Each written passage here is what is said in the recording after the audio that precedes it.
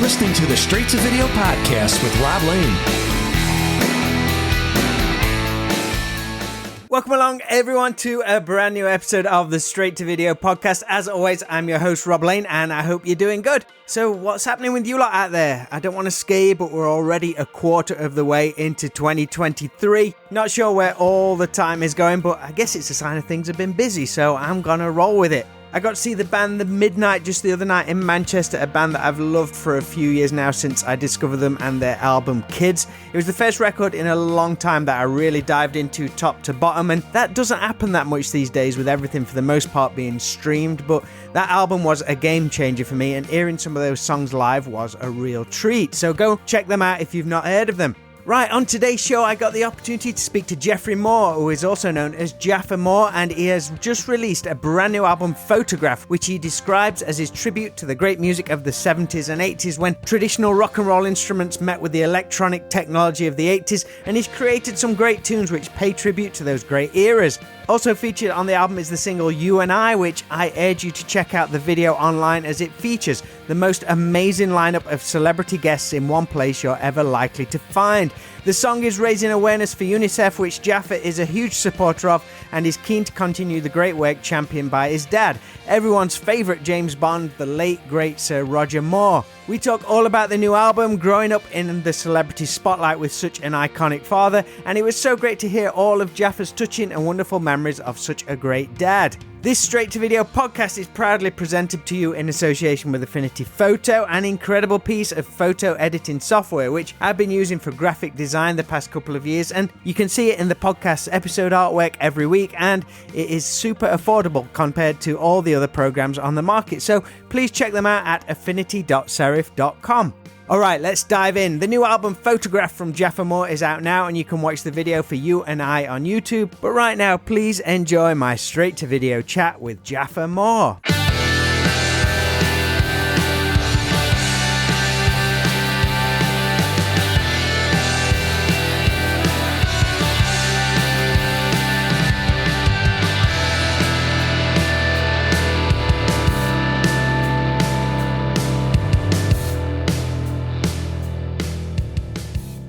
Hello. How's it going? Good. How are you? Nice to see you. How are you doing? Yeah, I'm pretty good. Thanks ever so much for doing this for us. Thank you very much. How are you enjoying the reception to the new album, Photograph, which is out now? It's been quite the journey, I think, putting this together, which I think, does it go back to like 2017 when the lead single You and I was originally brought to life? Yes. I mean, I have to say, quite overwhelmed with the response. My sort of gut was, yeah, the songs are good enough, but at least they're average good enough and not unlistenable. Because the mic never lies, the microphone never lies. And so in order for it to be genuine, in order for an audience to say, yes, I buy this, and this is an artist, and it's a body of work, it's a derivative from the 70s of, live instruments met electronic ones in the 80s. That journey of the 2 decades is the Bible, shall we say, of the album, of my work. And on the album cover, there's a picture of me in the 70s.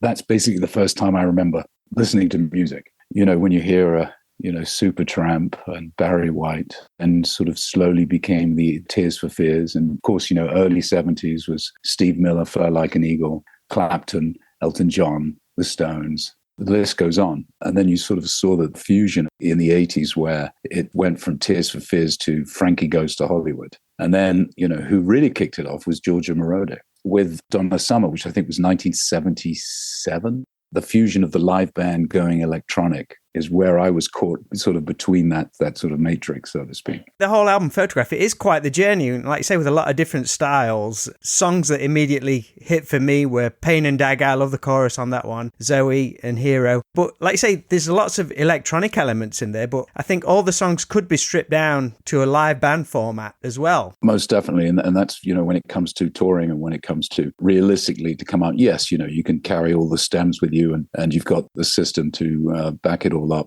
I'm doing about 7 or 8 BVs. So if you really want to make that sound great, you're going to need at least 5 backing vocalists, behind you. But yes, it's a very good point, is to be able to strip them down. And if you listen to the, my original dictaphone piano and a drum and the snare, and the songs are pretty simple. You could play it on a guitar and a piano. The video itself for you and I. It's a who's who of the entertainment industry, even features your dad at one point, and you dedicate it to both your dad and the late Naya Rivera, who you duet with on the song. Is it a little bittersweet, but at the same time, a lovely time capsule as well? The lovely thing is that, it was the last day I actually saw my father alive, and he was doing chemo that day. And very few people can say that the last day they saw their dad. I get to see him, every day or every other day. To see him there always puts a smile and a small ball in my throat, at the same time. Then, of course, with Naya, so unfortunate, tragic, what a talent.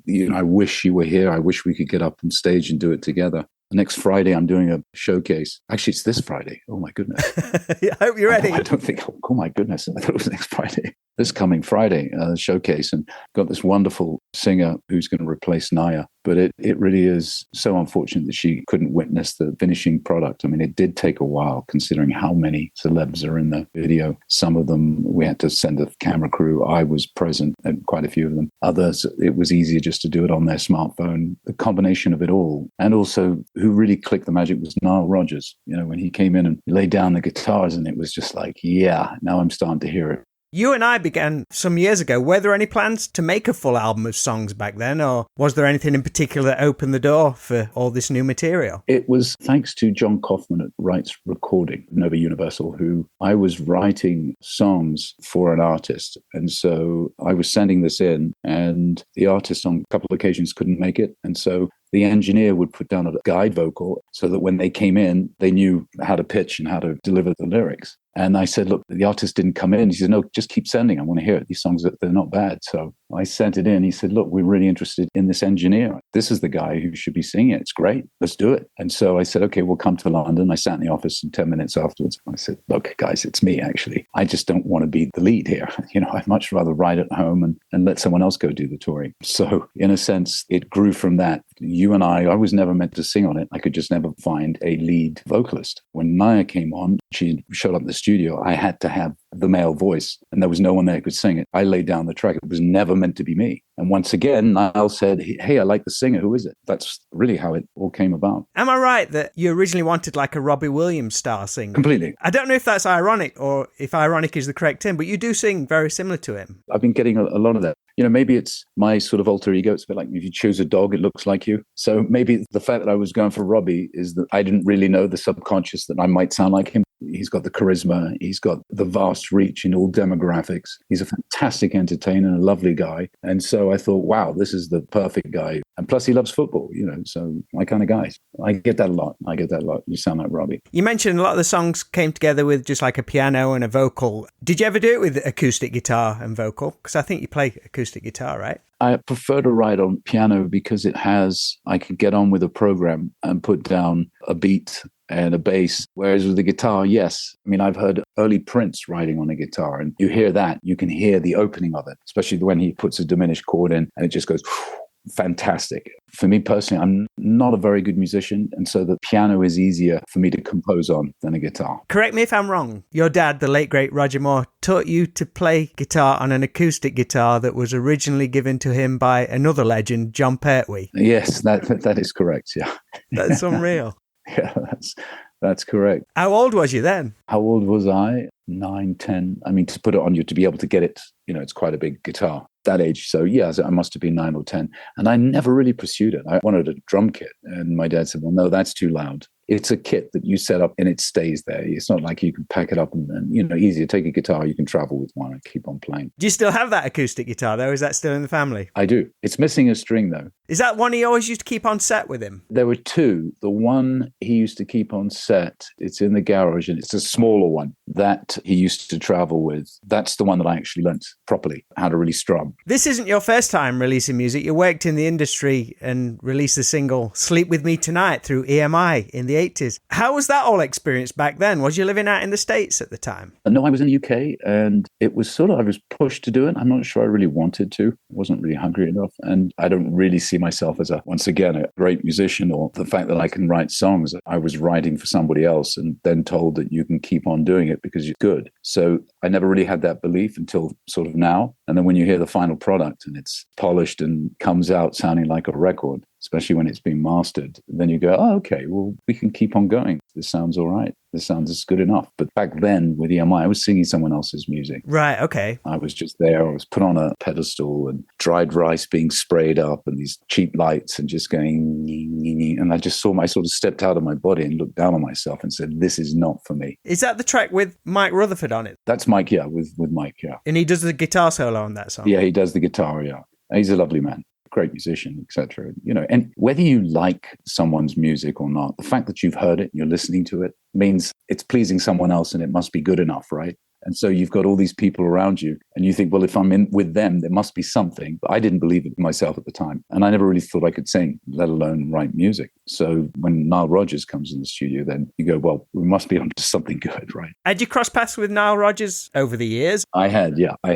As I got all these other people to participate, it was, look, I'll make it easy for you. If you don't like the song, if it's not good enough, just say it. Be honest, because if you say you don't like the song and it goes to number one, you weren't telling me the truth. If the song is rubbish, fine, that I get. I don't want to associate myself with it. That was the sort of the ethos that I spread across to all the participants in the video. If you don't like it, and they all came back saying, yeah, the song's good. It's not depressing, it's happy, and it's about a depressing, subject, really. Children in need and the skies are dying. So didn't want to make it too ishy-wishy. I mean, Michael Jackson, We Are the World. I don't know, that really sounded like a charity song. This one sounds like a charity song, but take it on a beach and listen to the song more so, if you know what I mean, opposed to it saying this is a charity song or, do they know it's Christmas time at all? Growing up in an entertainment-based family, your dad obviously a world-famous actor in some of the most iconic roles of all time, and your mum, I believe she was a singer too. Did you ever have any particular focus or path you personally wanted to pursue? Did you have any I'd like to do this or that, or was you kind of open to anything as a youngster? As long as it had something to do with the entertainment. I did 2 or 3 films as a child actor, worked with John Huston, Charlotte Rampling. So I got a taste of that. I just love the entertainment world. And, my dad took me to all the sets and we went on location. We went under tuition for 1.5 years because he did 2 movies back to back. And so, yeah, we spent quite a bit of time in that sector. And then the music aspect of it, big fan of John Barry. And we knew John was a friend of the family's and was also dear, dear friends with Michael Kamen. And I went to see Michael. He was doing Prince of Thieves, Robin Hood. So I was there when they were doing that. That was pretty cool. And to see the orchestra with the screen and shit like that, seeing Quincy Jones work, I've been in the studio with all these guys. I actually wrote a song with Rick James, of all people. At what age do you kind of step back and say, this isn't the normal thing? The age of 9. I mean, I'm in a studio. I've got my own Winnie Bagel. I'm getting pampered with wardrobe and someone doing my hair and makeup. And there's a craft service outside. You can eat donuts and whenever you like. 2 hours of tuition in the afternoon and the rest of the time sort of trying to remember your 2 lines, That's where I sort of step back and going, this is not normal. This is definitely not normal. The rest of my schoolmates are having to hear the bell ring and then completely different. When did you realize your dad wasn't perhaps like other dads in that most would do a 9-to-5 job? Or was he pretty good at separating his home life from the incredible stuff he was doing on screen? As a dad, he was just so humble, so self-deprecating. And he said, look, I'm being paid to have fun. I'm being paid to entertain. I'm being paid to make believe. So in a sense, this is great. You can't take yourself too seriously. And at home, he was just a really cool bloke. I realized who he was when he picked me up. He was always at the studio, so it was hard for him to come and get me at 4:00. I realized that he was somebody when I got in the car and the car was surrounded by schoolmates. We couldn't move. The whole school was just like, so that's who he is. So the next day, I would rather have not had that. And that's the other thing, and then I became quite chubby. And so when I was at the age of 12, when sort of girls came into the mix, I was really quite chubby. And the last thing I want to do is say I'm the son of James Bond, because then they'd really mock me. And so I really kept that to myself. But going back to your question, when was the first time? It was at public school. How much of the Roger Moore we saw on screen was the Roger Moore you saw at home, in that some actors play roles that are reflections of themselves whilst others embody a totally different character? Well, Roger loathed guns. He loathed explosions and he loathed killing. He was a very peaceful person. So I think as Bond, he pulled it off. The good thing was that Fleming wanted him as Bond and he had him on his short list in the 60s when they were developing Dr. No. And, as I've said, The Saint was such a big show. I think him and Patrick McGowan from The Prisoner. And Lou Gray wouldn't release him from the Saint. He had another 2 years signed to the show, so they wouldn't let him go. So they thought, okay. And looking back through hindsight, it would not have worked, because when Roger took over in the 70s, it was less of Dr. Evil and, Blofeld, and it was less chauvinistic too. And so his character was far more ingratiating. You've said your dad was very self-deprecating, and I don't think anything speaks that in bigger volume than his role as Seymour Goldfarb Jr. in the Cannonball Run, which is my favourite role from your dad. He's basically sending himself up in a role as Roger Moore and James Bond, but not quite living up to the role. I think it's amazing. Do you have any memories of that film being made, or what you thought of it at the time? It's such a crazy cast, funky cast. It was a lot of fun. I remember going to the screening of it. I think it was at Fox. And I was just blown away because it was just so different. And the fact that, Roger was being self-deprecating, sardonic, basically. Thought that was really amusing. And he signed himself as Roger Moore. The guy thinks he's Roger Moore. It's amazing.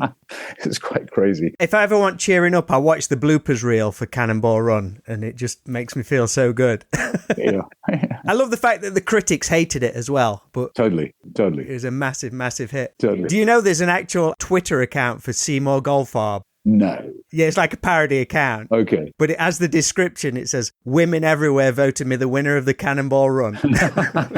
Funny. Which I think is brilliant. Do you have a particular favourite film of your dad's? Out of the Bond movies, I'd say, well, his favorite was Spy Love Me. I think as a movie, the music, the location, beautiful, beautiful film. My favorite, I think, was Live and Let Die, because it was quite a bold move, casting a drug dealer as the villain, George Martin doing the score, Harlem, Louisiana, voodoo. I mean, not bad. You were on set for that one, right? We were, yes, we were there. We were on location. Do you get to go to New Orleans? Oh, yeah, sure. I got to say, the French Quarter is an insane town. The spirit, the energy is just extraordinary. Of course, where they sit geographically, the weather is just a bitch. So, I mean, there's something about, it's a bit like Lebanon. I went to Lebanon, or countries where they have survived wars. And so when they go out, they have a great time. Appreciative. Oh, yeah.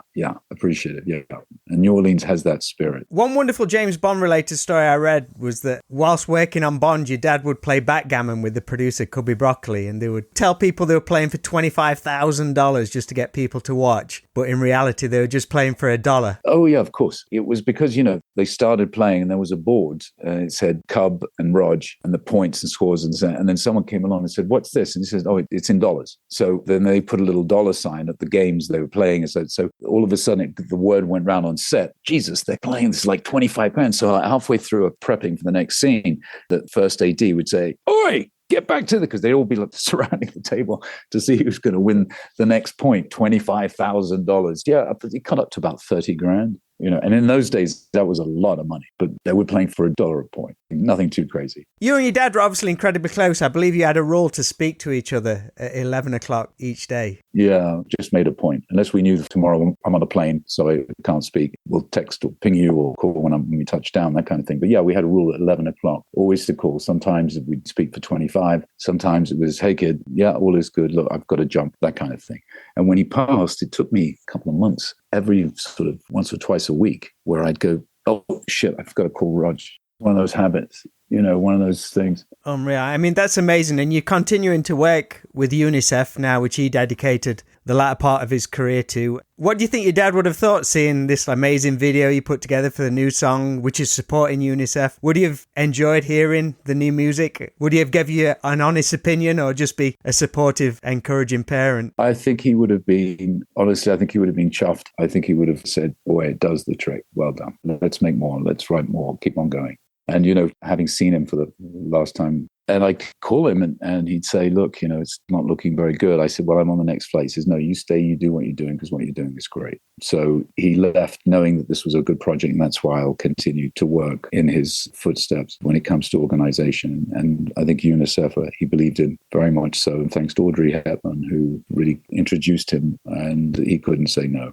he was so committed. So we're continuing with this song, the project. And it really wasn't part of the album, but this would be a good platform considering there's the distribution and to get it out there as much as possible. And I won't deny it, that the video is definitely helping get the sort of exposure for me as an artist. But if this keeps going in the right direction, then I've got more stuff to write and more stuff to do for the organization and also for my musical career. Yeah, I'm ready for a second album. Someone asked for it. Well, what you got going right now is an amazing project tying it in with your album and the work with UNICEF, so it's a great combination. And I want to wish you all the success with it, and thanks so much for talking to us. Thanks, Rob. Thank you so much. Good talking to you, mate. Take care.